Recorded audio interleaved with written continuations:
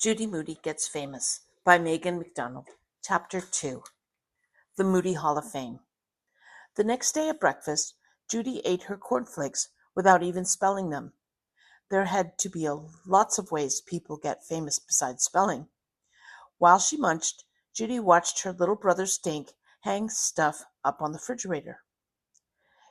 His report card, the self-portrait that made him look like a monkey, a photo of himself in his flag costume from the time he went to Washington, D.C. without her. Above everything, he had spelled Moody Hall of Fame with magnet letters. "Hey," she said, "where's me?" "I made it," said Stink. "Why not leave Judy some room, honey?" said Mom. "She can hang things there, too." Judy ran back up the stairs, 2 by 2. She searched her desk for things to put in the Moody Hall of Fame, but all she could find were rumpled up papers, acorn hats, a year-old candy heart that said hot stuff, and a drawer full of pink dust from all the times she had erased her spelling words and brushed them into her top drawer. She rummaged through her closet next.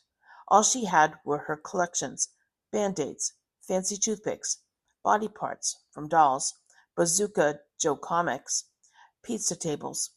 Forget it. A person could not be in a Hall of Fame for toothpicks and Band-Aids. Then Judy remembered her scrap box. Most kids like Stink had a scrapbook. What Judy had was a shoebox that smelled like old rubber. She stood on a chair and lifted the box down from the top shelf.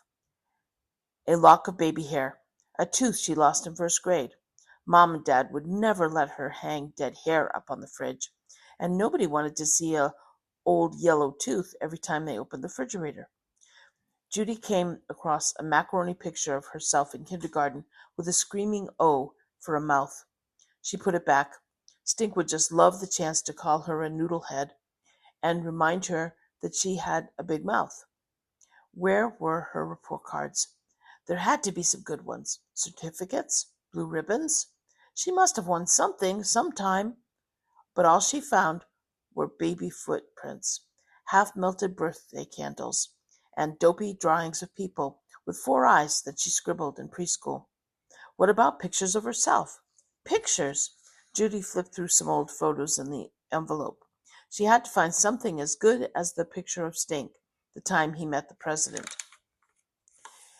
Here she was with Santa Claus, but Santa looked like he was snoring. And there she was standing next to Abraham Lincoln, cardboard. No way could she be in a Moody Hall of Fame for having her picture taken with a cardboard president.